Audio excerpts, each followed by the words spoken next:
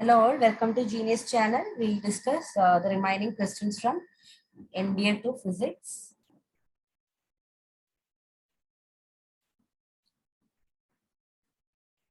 NDA to GAT. Okay, from GAT we are going to discuss physics.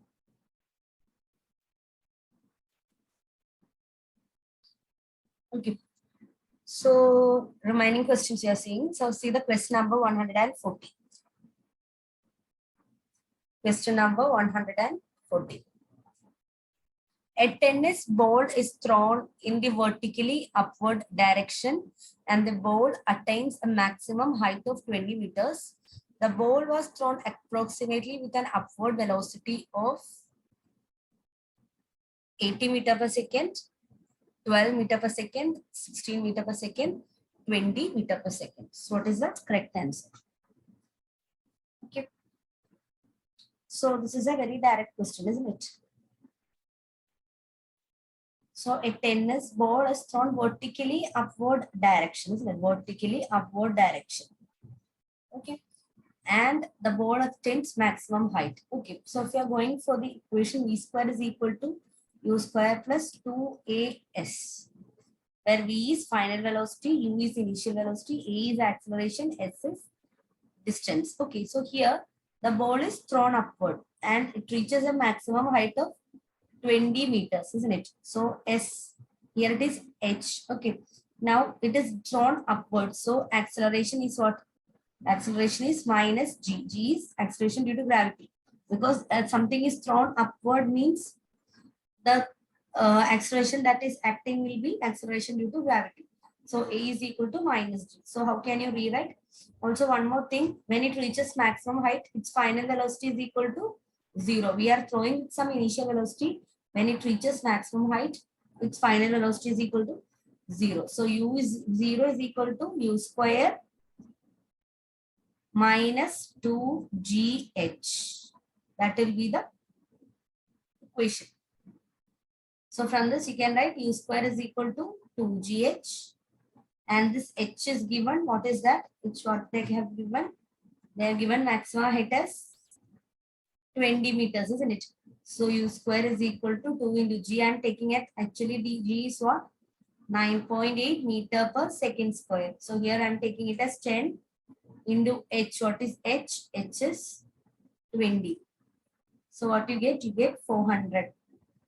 So U square is equal to 400. So what is U? Initial velocity. That is 20 meter per second. Option D. 20 meter per second. Very direct question. So when you are throwing a body upward, the acceleration which is acting is acceleration due to gravity. And when it reaches the maximum height, its final velocity is equal to 0. Then the equation changes like this. Okay. So 20 meter per second, option D is the correct answer. Okay. So we'll go to the next question.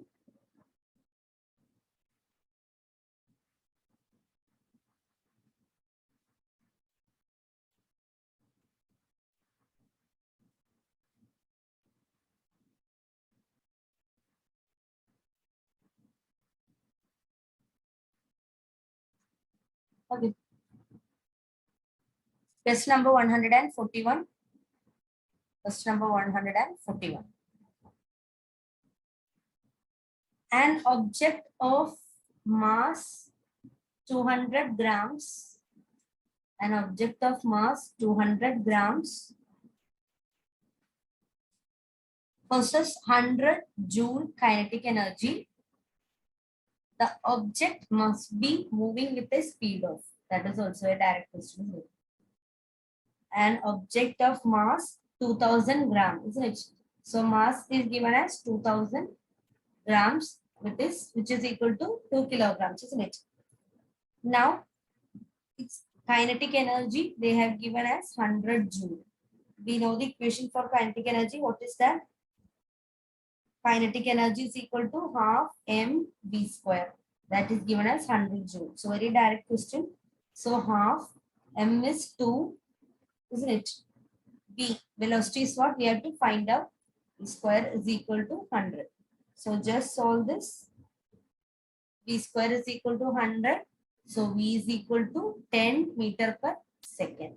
V is equal to 10 meter per second. Very direct question. So kinetic energy, just apply the direct formula. Kinetic energy is equal to half m V square. Now tell me what is the equation for potential energy. So the question, this question's answer is 10 meter per second. Okay. So along with this, can you just tell me what is the equation for potential energy? Potential energy is equal to mgh. Kinetic energy is equal to half m V square. Okay, so option A is the correct answer. So moving to the next question. So one thing I need to say is, whenever you are getting some question, you have to check whether that is in the SI units. Okay, so here it is in 2000 grams. So if you take 2000 grams and do, that will be wrong, because every time you have to convert that into SI unit. So that's why 2000 gram is converted to 2 kilogram. Okay, for doing the problem. So we'll go to the next question.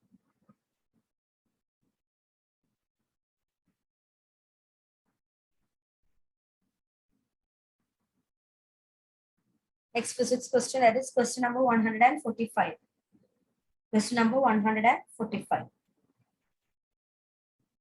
The unit of the ratio between thrust and impulse. The unit of the ratio between thrust and impulse is same as that of.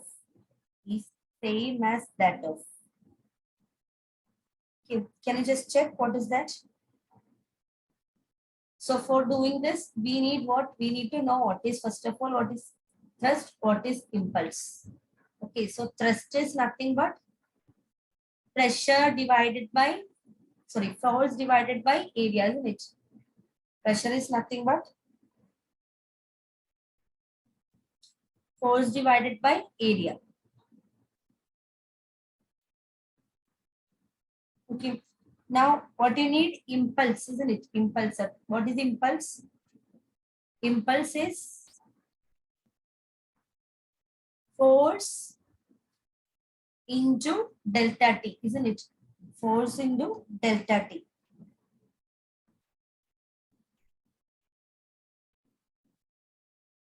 Okay. So here pressure is equal to, pressure is equal to force by area, not thrust, isn't it? Pressure is equal to force by area, that is same as thrust by area, isn't it? Pressure is equal to force by area, that is same as thrust by area. Remember this relation? Okay, so from this, what we can write? We can write force is equal to thrust, isn't it? Force is equal to thrust. So we have what you need. You need the relation between thrust and impulse. So thrust divided by impulse, isn't it? Thrust divided by impulse is what they are asking. So thrust is nothing but force divided by impulse is nothing but F into delta T, isn't it? So what you'll get? You'll get time inverse. You'll get time inverse. So time inverse, that is the unit you are getting. So time inverse is the unit of what? What is the reciprocal of time period?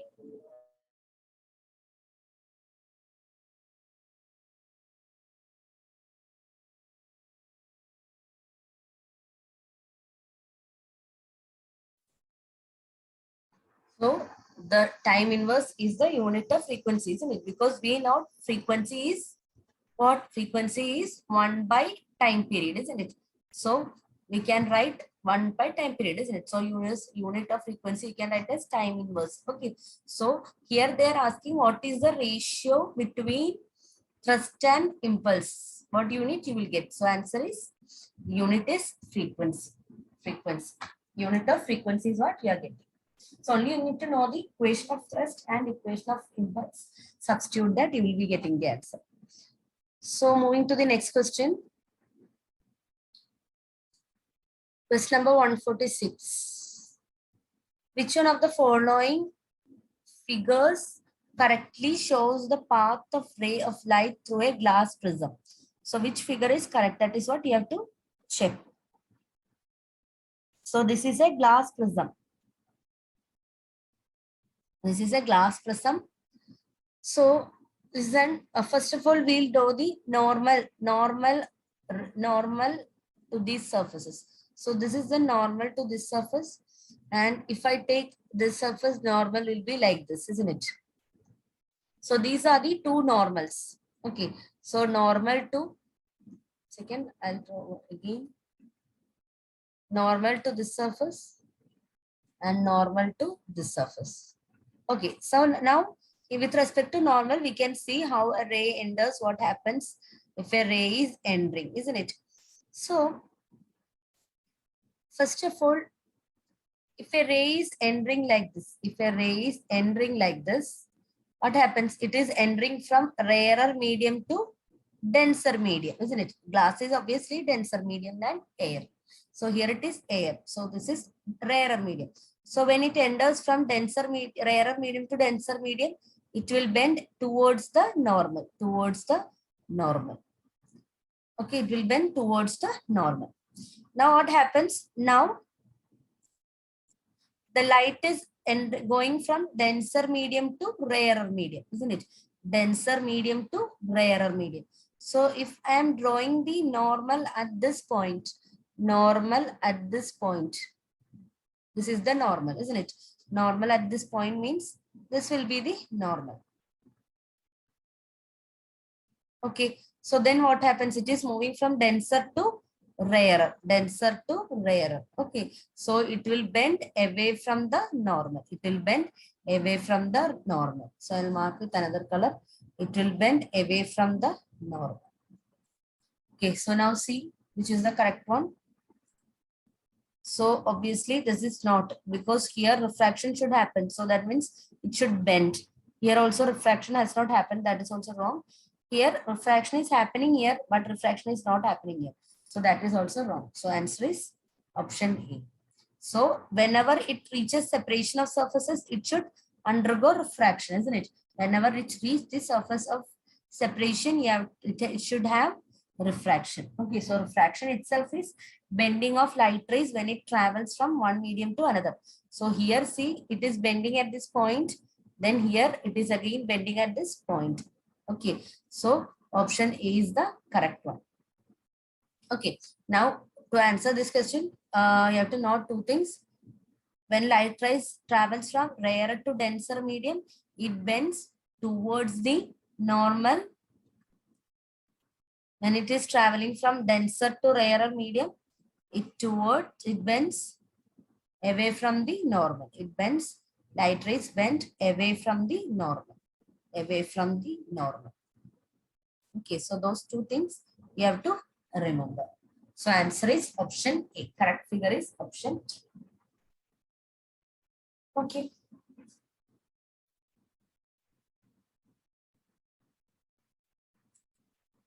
Because here bending is happening. Okay. So moving to the next question.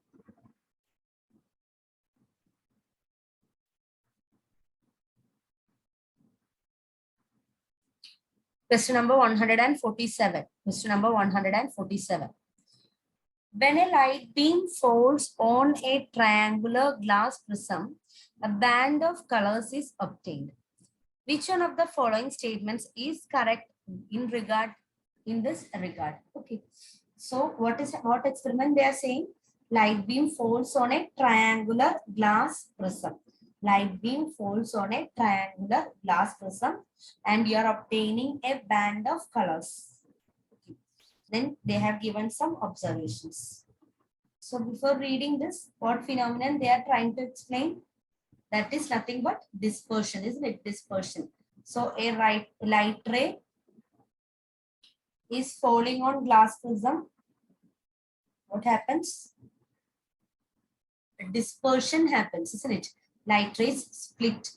White light split into its component colors. That is known as dispersion, isn't it?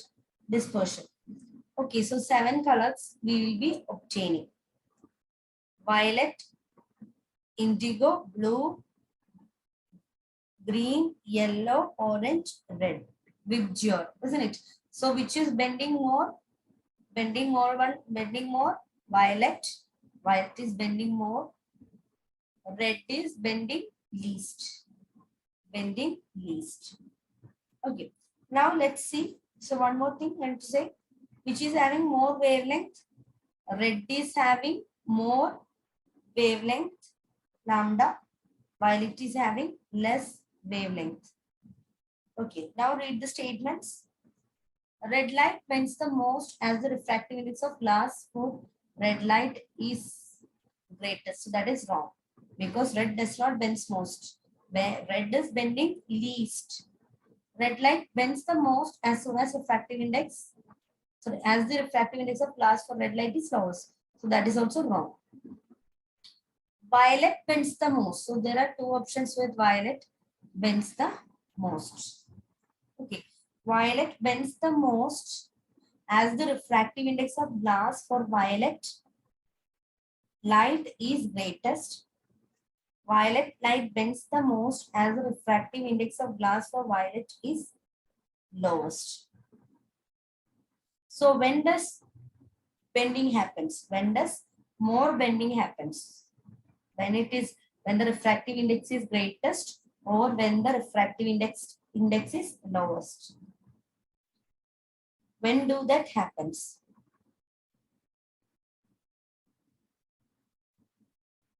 Okay. So when the refractive index is greatest, when the refractive index is greatest, the bending should be least, isn't it? The bending should be least.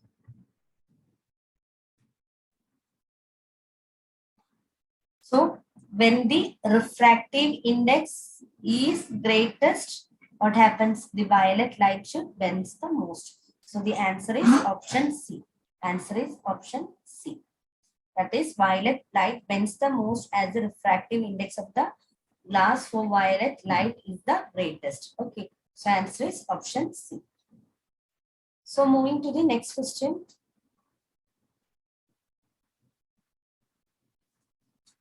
So here the answer is option C.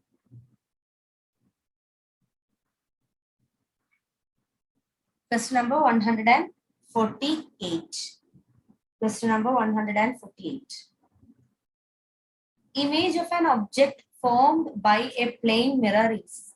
Image of an object formed by plane mirror is. So that is very easy question. Erect, real, larger, erect, virtual, same size, inverted, virtual, same size, inverted, real, smaller. What is the correct answer? Yeah, we know that when we see through a plane mirror, always we'll get erect image, isn't it? So erect, virtual, and same size. Erect, virtual, and same size. Very easy question, option B. Okay, so we have already studied this. When what are the properties of image formed by a plane mirror? Image formed by a plane mirror will be always erect, virtual, and that of same size. Okay, so answer is option B. Next question. Question number 149.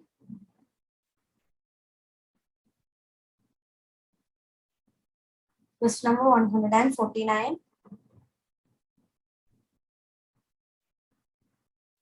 Which one of the following is not a conservative force? Which one of the following is not a conservative force?